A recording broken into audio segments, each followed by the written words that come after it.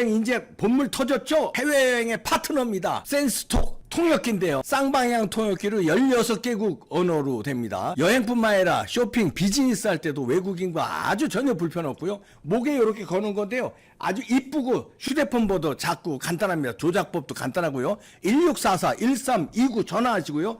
애국 기업입니다. 집에서는 또 학습기가 된다는데요. 영어, 중어, 일본어는 강의가 됩니다. 84권의 교재가 들어있습니다. 센스톡으로 16개국 통역하고 집에서는 학습기로 이봉규 TV 특별 할인 대매출입니다. 1644-1329 전화하시고요. 애국 기업이에요. 애국 기업. 아, 기가 막힙니다. 장만하세요. 네, 여러분 안녕하십니까. 국힘당 당대표 선거가 가열되고 있습니다. 당대표 후보 중에 한 분인 윤상현 의원 모셨습니다. 어서 오십시오. 예, 안녕하세요. 윤상현 의원입니다. 그 1, 2등 안에 못 들어가는 것 같아요. 예, 지금은 국민 여론조사고 예. 사실 ARS 여론조사입니다. 아, 그 ARS라는 게 뭐냐면은 전화가 오면은 거기다 번호를 누릅니다. 예. 그런데 저희 지역구에서도 우리 당원분들이 대단히 현명하세요. 예. 60대면 다 끊어버린다 해가지고 안 받는 6번으로 안 받고 아니 받는데 네. 6번이 아니라 2번이나 3번을 누릅니다. 예. 아. 그게 무슨 말이냐 20대 30대로 나온다는 거죠. 그러니까 그게 너무나도 오차가 크고요. 사실 이게 300~400명 가지고 합니다. 아이, 그거 의미 없지. 예. 그래서 여론조사 이 기관에 있는 사람들 의미가 없다. 한계가 있다라고 하는데 이제 실질 책임 당원의 실질 투표는 다를 것 같아요. 실질 책임 당원은 아주 전략적인 선택을 합니다. 전략적인 선택. 아니 윤석열 검찰총장이 어떻게 우리 당의 후보가 될 거라고 생각했습니까? 일단 이기는 후보 우리가 이제 전략적 선택해서 당시 이제 문재인 정부 청산을 위해서 그렇게 한 거고요. 그래서 저도 이번에도 전략적 선택할 거다. 내일부터 이제 뭐 8일, 9일 사실 컷오프 여론조사 발표하잖아요. 예. 여론조사. 근데 우리는 너무 법조인들이 많습니다. 네. 대통령도 법조인, 김기현 의원도 법조인, 황교안 대표 법조인, 최근에 강시현 변호사도 법조인, 천하람도 변호사 법조인. 그러니까 이게 너무 법조인들이 많으니까 구색 맞추기 위해서는 소위 말해서 좀 저 같은 외교안보통이 들어가서 어떤 전대 흥행을 위해서 또 총선 승리를 위해서 각계의 의견을 듣고 의견 개진하는 게 좋겠다. 또 이 너무 친윤 비윤 싸움에서 어떤 균형추가 되고 저 같은 경우 충청도 출신 아닙니까? 충청도죠. 예, 그리고 수도권 의원이니까 수도권 의원이고 총선 승리를 위해서 수도권 전략 이런 거에 대해서 가장 박진감 있는 충청도 어디 출신이에요? 충청도 청양입니다. 청양. 예, 그 매운 고추 매운데. 그냥 청양. 근데 뭐 윤상현은 그 맵지 않은데. 칠갑산입니다. 칠갑산. 칠갑산. 예. 와, 칠갑산 산모루에. 예. 야. 아니 그 지금 오늘 보니까 김기현 의원이 나경원을 삼고 처리해서 만난대요 오늘. 예, 만났습니다. 만났죠. 예. 둘이 점심 같이 비밀리에 둘만. 그러면 뻔한 거 아닙니까? 둘이 같이 뭉칠 것 같은데. 그러면 뭐 뭉치자고 했는데 이 사실 이게 좀 스토킹 수준이라는 말이 맞습니다. 이게 일단은 세 번 찾아갔어요. 3번 찾아갔거든요. 또 이 세 번 찾아갔고 유비가 제갈량 얻을 때 뭐 10권 처려도 가능한데 사실 나경원 의원을 그렇게 벤치 놓고 반년 딱지 붙이고 정치적인 집단 린치가 한 게 누굽니까? 김기현 의원 가까운 장제원이 그런 거지. 하여튼 김기현 의원 가까운 사람들이 그랬으면은 김기현 의원이 충진 의원이면은 말려야 되죠. 저는 말려야 된다고 생각합니다. 그런 거에 대해서 말리지 않고 보고 있다가 솔직히 병 다 주고 지금 약 주겠다고 혼자 쫓아다니는데 저 같으면 그렇게 못할 것 같아요. 그냥 무조건 경선 승리하겠다 이런 생각만 하고 있는데 저는 경선 승리보다도 총선 승리라는 큰 그림 속에서 움직이고 있습니다. 그 요번에 그 당대표도 그렇고 최고위원도 그렇고 그 자격 심사인가 뭔가 해서 컷오프 시켰어요. 서류 심사로. 예. 그것 때문에 말이 많아요. 예. 거기에 대해서는 윤상현 의원은 어떻게 생각해요? 그래서 그거에 어떤 명확한 기준이 있어야 되는데 기준도 없이 뭐 되게 보면은 신혜식 그다음에 또 김세희, 강신업. 그래서 이게 아니 그분 나름대로 어떤 이 우리 대한민국을 위해서 또 자유민주주의를 위해서 되게 투쟁해 온 분들이거든요. 그러니까 그럼 명확한 기준을 얘기를 해야 되는데 그런 것도 없고. 결국, 저희가 볼 때는 그러니까 예. 그것 때문에 탈락시킨 것 같아요. 지금 말씀하신 대로 투쟁력이 있으니까 버겁다. 저 사람들이 저 지도부에 들어오면 버겁다. 예. 그다음에 이제 3명 다 공통점이 투쟁력하고 그다음에 이준석 그 말하자면 저 쫓아내는데 1등 공신들이에요. 예. 김세희가 고발 처음에 이제 그 뭡니까 의혹 제기 성상납 의혹 제기했고 강신업이 무고죄로 고발했고 예. 신의 한수 신혜식은 뭐 연일 뭐 이준석 지금까지도 비판하고 있고 그러니까 그런 공통점이 투쟁력 있는 사람 이준석 쫓아내는데 1등 공신 그다음에 유튜브 예, 예. 그게 3가지가 공통점이에요. 그게 자격 미달이 조건이 됩니까? 그게? 그러니까 자격 미달의 기준을 명확히 선관위에서 제시를 해야 되거든요. 그러냐 맞죠? 그거에 대한 이제 이유가 없는 것 같아요. 예. 그러면 안 됩니다. 안 왜? 되죠. 예. 지금 그것 때문에요. 그 핵심 그 보수 성향이 강한 사람들은 반발이 굉장히 심합니다. 지금 지난번에도 그랬어요. 지난번에 대통령 선거 그때 경선 때도 그때 뭐 컷오프를 했는데 자기들끼리 3명인가 4명이 보고 찢어버렸대. 뭐 그런 놈 컷오프가 있습니까? 그 결과를 지들끼리 보고 그냥 찢어버렸대. 이번에도 그렇잖아요. 뭐 기준 뭐 때문에 안 된다는 얘기를 하고 컷오프 시켜야 되니까 4천만 원씩 다 냈는데. 그러니까. 야. 국힘당이 조금 말이에요. 윤상현 의원이 앞에 이제 중진 모셔놓고 이 국힘당에 실망을 하는 사람들이 많아요. 보수 우파가. 그러니까 갈수록 그런 것 네. 같아요. 하는 이 행태가 굉장히 실망했는데 이준석 때문에 결정적으로 실망했다가 지금 좀 추스리고 조금 그래도 정리가 됐는데 또 이런 사태가 일어나고 천하람이가 느닷없이 또 튀어나오는데 그것도 이준석이 저 뭡니까 저 뭐 이준석 개 아닙니까? 천하람이 허우나 또 뭐 김용태 이건 또 최고위원 나오고 당대 느닷없이 또 여론조사에서 어저께는 천하람이가 4등으로 올랐더라고요. 그런 여론조사 믿을 수가 있습니까? 그 믿을 수는 없어요. 또 어디는 또 밑으로 내려가고. 그러니까. 사실. 예. 그러니까 여론조사가 한 400명, 400명 가지고 하는 거거든요. 그것도 이 당원들이 아니라 일반인들을 상대로 하는 거거든요. 그래서 그거를 뭐 군불 떼고 언론에서 하면서 한 사람 만들고 죽였다 하는 게 여론조사입니다. 대한민국의 여론조사는 별로 신뢰성이 없어요. 아니 윤상현 의원이 상임위가 어디죠? 저는 외교안보. 정무위원회, 외교안보 끝나고 외교안보 끝나고. 외교통일위원회 있다가 지금 정무위원회 있습니다. 정무위원회. 아니 이 여론조사 이거 기관들 있잖아요. 업체들 이거 한번 손 봐야 돼요. 문재인 정권 때 70몇 군데가 새로 설립이 됐대요. 근데 기준이 직원 3명만 있고 사무실만 있으면 된대. 그렇게 허술하게 여론조사 기간을 내놓고 듣보잡 여론조사 뭐 신문에서 막 실어줘요. 또 뭐 윤상현 몇 퍼센트 뭐 아니 300~400명 조사하고 거기 통계학자도 하나도 없는 놈의 여론조사 기간 거를 막 그냥 언론에서 막 받아 써주고 이거 조사해야 되는 거 아닙니까? 심지어 문재인 캠프에 있던 사람이 거기 사장이고 이래요. 뭐 그게 올바른 여론조사겠습니까? 그게 그러니까 여론조사는 신뢰할 수가 없고 없죠. 예. 저 정치학 박사신데. 여론조사는 언제든지 그렇죠. 예. 아니 저도 저 대학원 과정에서 여론 조작이 가능한데요. 아니 대학원 과정에서 저도 그 저 통계에 우리 정치학은 필수더라고요. 코어 코스인데 진짜 어렵더라고요 저한테는. 아니 그런 놈의 걸 직원 3명 데리고 그건 뚝딱뚝딱 막 전화 막 돌려서 하는 게 그게 과학적으로 통계 과학이 이게 성립이 됩니까 우리나라 여론조사가? 예. 아 그거 한번 좀 알겠습니다. 우리 중진 의원이시니까 예, 예. 당에서 당 대표가 되시든 안 되시든 예. 그거는 한번 좀 알겠습니다. 다뤄주셔야 돼요. 예. 문재인 사저에서 1인 시위를 하셨더라고요. 왜 어제 하신 거예요? 문재인 우리 지금 전당대회가 자꾸 분열로 치닫고 있지 않습니까? 네, 그렇죠. 그러니까 많은 당원분들이 실망을 하고 있습니다. 네. 그래서 야 우리가 정작 싸워야 할 대상은 문재인과 민주당 아니냐. 근데 문재인 이 사람이 아무 얘기도 안 하고 있잖아요. 최근에 뭐 난방비 폭탄 오지 않았습니까? 그렇죠. 예. 전년 대비 막 50% 오르고 전기료 상승하고 그거에 대해서 민주당은 전부 다 윤석열 정부 탓을 하는데 지네들이 이렇게 놓고 자기네들이 그런 거거든요. 결국은 네, 그렇죠.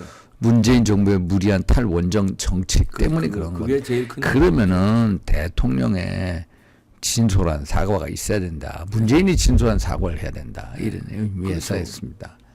당연히 해야 되는데 그 참 그쪽 사람들은 좀 뻔뻔스러운 것 같아요. 이재명도 그렇고 문재인도 나치의 훨씬 조국도 그렇고. 그렇고 조국도 그렇고. 예.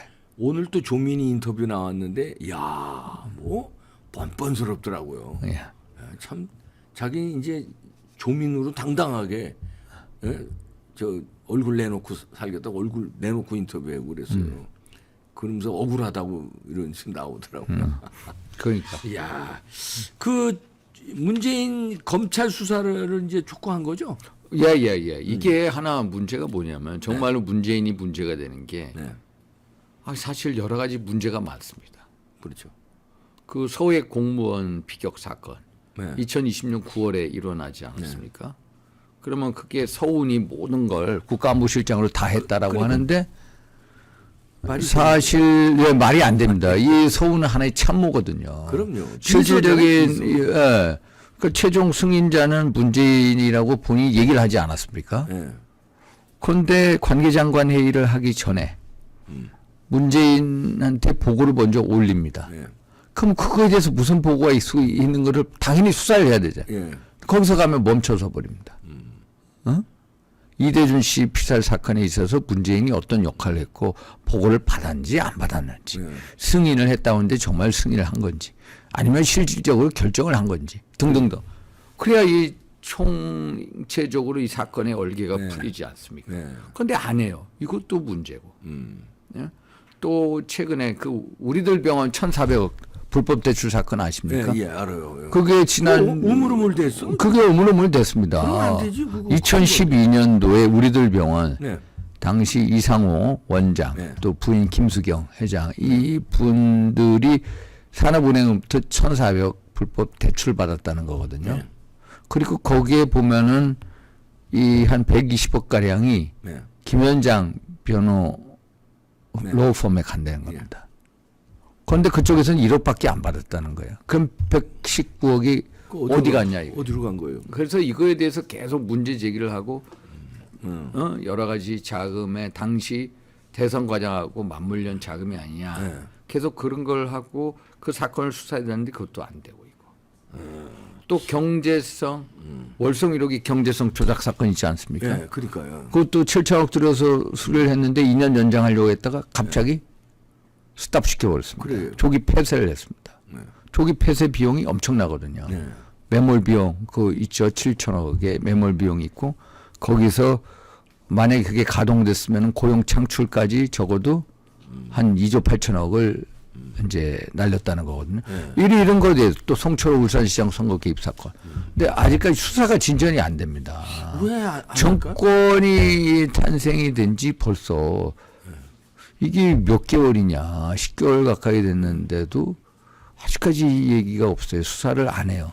왜 안 한다고 보십니까? 그래서 저는 이상합니다. 그래서 이게 이상하네, 진짜. 그래서 이거에 대해서 우리 당원들이 왜 문재인 대통령에 대해서 뭘 바라겠습니까? 윤석열 검찰총장을 들여서 대통령을 만든 것은 문재인에 대해서 단죄하라는 거. 단죄하고 진실을 밝혀달라는 거거든요. 근데 거기 가면 딱 멈춰서 있습니다.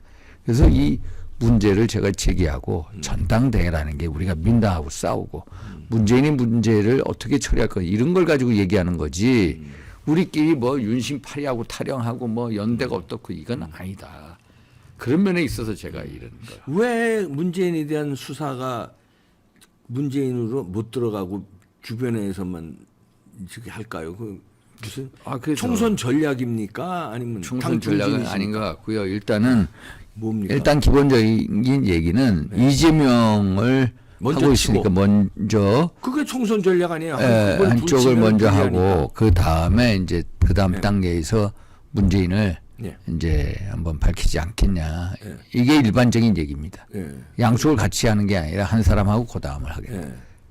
그런데 국민들은 답답하죠. 이재명도 지금 뭐 아직 저렇게 예. 뭐 큰 소리 뻥뻥 치고 있잖아요. 그리고 엊그저께는 주말에는 뭐 그냥 방탄 집회를 아주 그냥 뭐 국민들 많이 모이지는 않았습니다만 그 한다는 자체가 예. 피의자가 맞습니다. 예?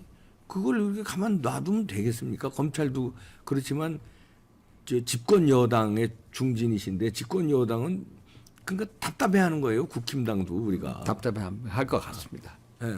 잘 싸우지 못하니. 그러니까요. 그 윤상현 의원은 그래서 제가 당 대표 나가는 이유가 예. 일단은 그겁니다. 우리 국민의힘의 모습을 보면은 너무 이익 집단의 행태를 띠고 있다. 네. 이익 집단이 아니라 좀 싸우는 사람. 민주당 같은 투사를 길러내야 되지 않습니까? 네. 그럼 자유민주주의 우파 이념에 투철한 이념가, 아, 신념가, 투사들을 이번에 서류 심사로 다 행동가. 잘라놓고 그러니까 그런 사람들을 넣어야 되는데 그런 사람들을 다 쳐버리고 오히려 그냥 맨날 보면은 검사 출신들 또 뭐 교수 출신들 뭐 이런 사람들이 많이 오지 않습니까? 그래서 전체적인 구성을 바꾸고 좀 우파 이념에 투철한 사람들이 들어오게끔 해야 된다. 그래야 잘 싸운다. 근데 그 오늘 뭐 비전 발표하셨죠? 그런 식으로 비전 발표하신 예, 겁니까? 예. 여의도 연구원을 전면 개편해서 예. 당대 최고 이론가 전략가를 영입하자. 그래서 국민의힘의 이념적인 좌표를 찍어주자. 그리고 국회의원들 당원들에 대해서 이념 연수를 지키자. 이런 얘기를 했습니다. 아, 그렇군요. 예. 근데 그 미안한 얘기지만 지금 지지율이 예. 그 컷오프 당할 거다 이런 그러니까. 얘기도 있어요. 왜냐하면 천하람이 지금 4등으로 올라가. 그러니까 그것도 이제 갑자기- 여러 거품이 있는데요. 거품인데 이준석 쪽에 거품이 있는데 일단은 그게 ARS 3,400개 여론조사고 책임당원들은 얼마나 위대한 전략적 선택을 합니까? 윤석열 검찰총장을 4강은 자신하시는군요. 아니 그래서 4강에 왜 들어가 있니? 윤석열 검찰총장을 불러다가 대통령 영입해서 대통령 만든 정당 아닙니까? 그 정도 위대한 전략적 선택을 하는데 사실 우리는 너무도 법조인들이 많습니다. 한번 보십시오. 대통령도 법조인, 검사, 김기현 의원도 법조인, 황교안도 법조인, 강신업 떨어진 강신업도 법조인이었지 않습니까? 천하람이도 법조인. 법조인이 너무 많습니다. 그러면 저같이 외교안보 쪽에 있는 사람이 전혀 없어요. 거의 우리. 그래서 이렇게 저 같은 사람이 들어가야 어떤 토론을 위해서나 전당대회의 어떤 흥행을 위해서나 아니면 총선 승리를 위해서 또 각 방면의 의견을 듣고 얘기하는 게 훨씬 더 유익을 하다. 아니 그래서 저는 약간 좀 뭐 모순이라고 할까 불만이라고 그럴까 당 대표로 나간 이제 사람들이 1등은 당 대표 되고 뭐 2, 3, 4등은 뭐 최고위원 되고 예? 이렇게 하는 게 자연스럽지. 아까운 사람들이 당대표에서 다 떨어지고 한 사람만 되는 거 아니에요. 나머지 최고위원은 따로, 지금 최고위원 후보자들 무시하는 게 아니라 그렇게 좀 중량감 있는 사람들이 당대표로 많이 도전했으니까 윤상현 의원처럼. 그 왜 제도를 이렇게 만들었습니까? 그러니까 이거에 대해서 원래는 이제 지도체제 개편 문제인데 네. 우리가 이 집단 지도체제에서 개인 지도체제로 예. 넘어왔습니다. 그래서 1인 지도체제라고 해가지고 일단 당대표한테 권한을 많이 실어준 지난 이준석 대표 체제 때부터 그렇게 했고 당연히 이번에 대통령이 있으면 집단 지도체제로 가는 게 맞다고 저는 판단했는데 그왜 1등이 대표가 되고 최고위원 되는데 그거에 대한 논의를 아예 안 해버리더라고요. 아니 그럼 윤상현 의원이 그 논의를 꺼내면 되는 거 그래서 아니에요? 아니 그래서 제가 그쪽에 이제 비대위에서 논의할 줄 알았는데 논의 안 해. 그러면서 그냥 그대로 현재 이 시스템대로 가게 됐습니다. 그래서 원래는 대통령을 보좌하는 집권 여당에서는 집단 지도 체제가 맞습니다. 네. 그렇죠. 개인 대표한테 일방적으로 힘을 몰아주기보다는 권력을 분립시키는 게 어떤 당하고 이제 정부 종산 관계를 위해서 훨씬 더 좋다라는 게 일반적인 여론. 네. 이렇게 하니까 최고위원들이 있으나마나 지난번에도 보니까 목소리 하나도 못 내고 그냥 그저 지금 뭡니까 최고위원회라고 그냥 이렇게 병풍 역할만 하지 그냥 당 대표가 다 주물럭주물럭하고 발표도 자기 혼자 다 하고 나머지 최고위원들 얘기하는 건 언론에 나오지도 않고 예. 화면에만 조금 이렇게 나오고 말고 그러니까 최고위원회라는 게 의미가 없어요 당 대표 회의예요 그게 그 좀 문제가 있는 것 같은데. 자, 그러면은 네. 4강에 들든 안 들든 이제 네. 뭐 결과는 우리가 알 수 없습니다만 이제 합종 연행이 돼야 될 거 아니면 과반이 안 나오면 네, 김기현이든 만철수든 황교안이든 누구든 과반이 안 나오면 합종 연행 누구하고 하시겠습니까? 그래서 저는 일단은 수도권 대표론을 주장하고 있습니다. 이게 수도권에서 싸움을 그럼 안철수요? 아니요. 그러니까 수도권에서 싸움을 잘할 수 있는 인물이 누구냐. 이게 가장 주 포인트입니다. 수도권에서. 그러면은 예? 그래서 지금 누구하고 연대하는 거예요? 그러니까 지금 저는 그래서 연대라는 걸 생각지 않고 있습니다. 아예. 그러면은 예를 들어서 4강은 올라갔는데 예를 들어서 예, 올라갔는데 1, 2등 결선에 못 올라갔어요. 예? 그러면은 예를 들어서 지금 뭐 여론조사로 나오는 거 예, 보면 1위가 이제 뭐 김기현이고 2위가 안철수 아니면 뭐 안철수가 1위 뭐 김기현 2위 이렇게 나온다고 칩시다. 둘이 올라갈 가능성이 제일 많은데 과반이 안 됐어. 그럼 1위나 2위하고 뭐 연대를 해야 되는 거 아닙니까? 아니면 그냥 나는 그냥 탈락했으니까 고만이다 이렇게 끝내요. 그러니까 그거는 뭐 그때 상황에 그때 따라 가서? 보는데 예. 아니 지금 그러니까 그래도 저는 막 그 연대라는 거에 대해서 막 하겠다 그런 생각이 없습니다. 아 그래요. 예. 그래도 심증적으로는 김기현 쪽이 더 말하자면 피가 땡깁니까? 저기 안철수 쪽이. 저야 뭐 김기현 의원은 저 오랫동안 같이 정치한 선배님이시고 예. 안철수 의원은 뭐 제가 그 윤석열 후보하고 처음에 이 만남을 성사시킨 사람이고 그래서 다 둘 다 이렇게 서로 개인적인 인연이 있습니다. 근데 요즘요 안철수에 대한 그 말하자면 재평가라고 그럴까요? 안철수의 그 비판 여론이 많아져요. 아니 그 윤석열 대통령하고 갈등 이런 거보다도 그것도 물론 있지만 그 동안의 행보가 하나씩 우리가 이제 우리 윤상현 의원은 박근혜 대통령을 배반한 적이 없지. 그건 제가 아는데 그건 국민들도 다 알아요. 예. 뭐 바른미래당 갔다 오고 이런 것도 안 하고 박근혜 대통령 탄핵도 절대 뭐 끝까지 혼자 그렇게 고수했는데 이 안철수의 행보가 요즘에 미스테리한 게 너무 많이 이건 뭐 박원순 문재인 편도 이게 문제가 아니라 뭐 요즘 세상에 간첩이 어디 있냐는 둥. 예? 지금 간첩을 얼마나 잡았는데 요즘에. 그다음에 신용복을 가장 존경한다고 뭐 이런 게 하나씩 지금 다 나와서 지금 비판이 많아지고 있어. 어떻게 생각하세요? 안철수의 정책. 이 안철수 의원은 원래 이제 민당 성향이 강한 분 아닙니까? 그렇지 원래 그쪽 성향. 그쪽에서 있다 보니까 그쪽의 어떤 이념적인 성향을 따라간 것 같아요. 그러다가 또 이쪽에 오니까 이제 그 과거의 발언을 증명해 보면 전혀 다른 정체성으로 그러니까요. 보이니까. 정체성도 그렇고요. 예. 또 뭐냐면은 야 이 사람 이거 주가 장사하려고 선거 때만 들이대는 거 아니냐. 공교롭게 이렇게 나오면은 테마주로 떠요. 주가가 안내비. 그리고 지난번 윤석열 대통령이 그 측근에서 흘러나오는 얘기가 장관 자리나 이런 걸 말하자면 이렇게 제안을 했대요. 근데 거절한 이유가 장관을 맡으면은 주식을 170타 가든가 팔아야 되잖아요. 그거 안 하려고 장관 자리는 안 맡고 자꾸 이렇게 그거 상관없는 당대표라든가 대통령이라든 이런 거 하려고 자꾸 노리는 거 아니냐. 주가 띄우려고. 이런 오해도 오해인지 진실인지 주가 장사하는 거 아닙니까? 안철수 어떻게 보세요? 안철수. 그렇지 않을 거라고 보는데 일단은 이게 백지 신탁의 그 위험이 있는 건 사실입니다. 이제 그분 입장에서는 재산이 많은 분이고.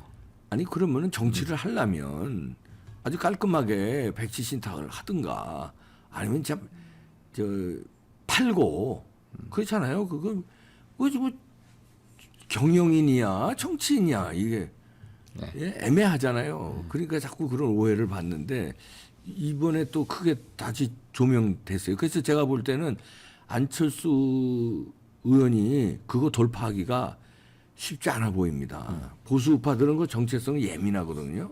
그런 면에서는 윤상현 의원이 강점은 있는데 그거에 비해서는 이렇게 왜 이렇게 지지도가 안 나오는 거예요. 그러니까 그거에 비해서 국민적인 대중적인 인지도가 많이 죽어서 그렇습니다. 무소속에 오래 있었고. 아니 윤상현 모르는 국민이 어디 있어요. 인지도야 다 인지도가 다 아닙니다. 알지. 무소속에 오래 있었고 정책 활동을 뭐 재판한다 뭐 해가지고 그때 활동을 못해서 그렇습니다. 그러신 겁니까? 아니면 그 보수파의 그 박근혜 대통령 배반 안 하고 우리 정통 우파당에 왔다 갔다 안 하고 있던 거는 이제 알려진 사실인데 거기서 뭔가 주도적으로 보수파의 가치를 주도적으로 끌고 나간 게 뭔가 없어서 그런 겁니까? 그러니까 이게 전반적으로 정책 활동할 수 있는 공간이 열리지 않았거든요. 그동안에. 제가 무소속에 한 몇 년을 있었죠. 네.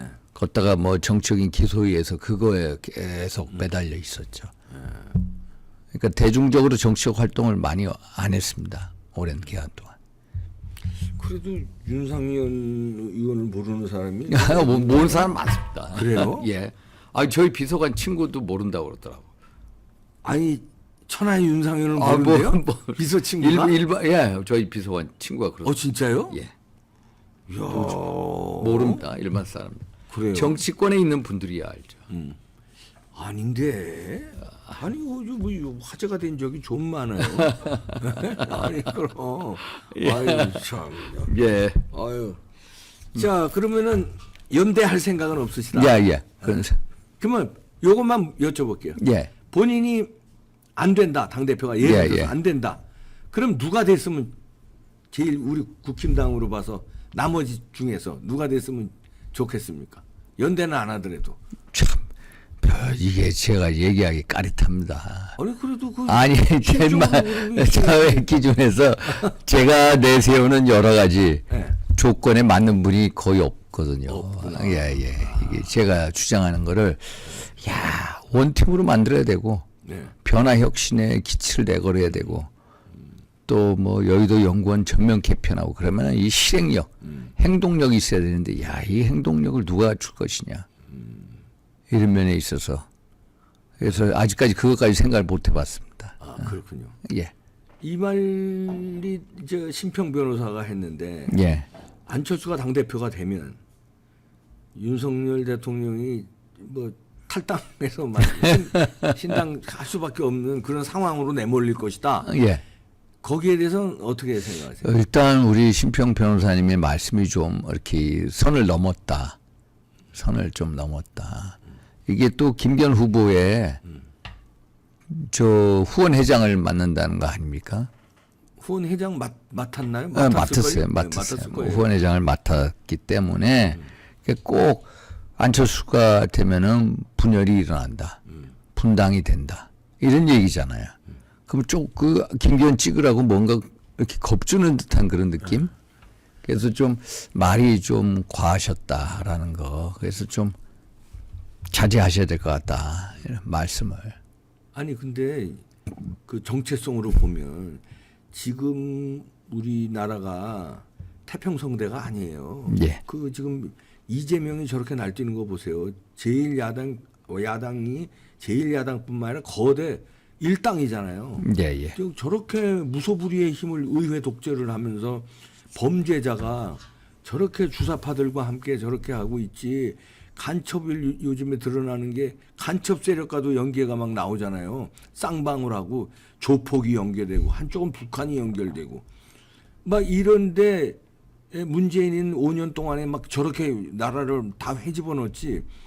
그런데 어정쩡하게 뭐 당 대표가 뭐 윤상현 의원의 이념이 뭐 자유민주주의 우파 분명하지만 안철수는 분명하지 않은 사람인데 이런 사람이 막 공천에서 뭐 애매모호한 사람들 하고 이러면은 집권 여당이 윤석열 흔들기 이준석한테도 얼마나 우리가 놀랬어요.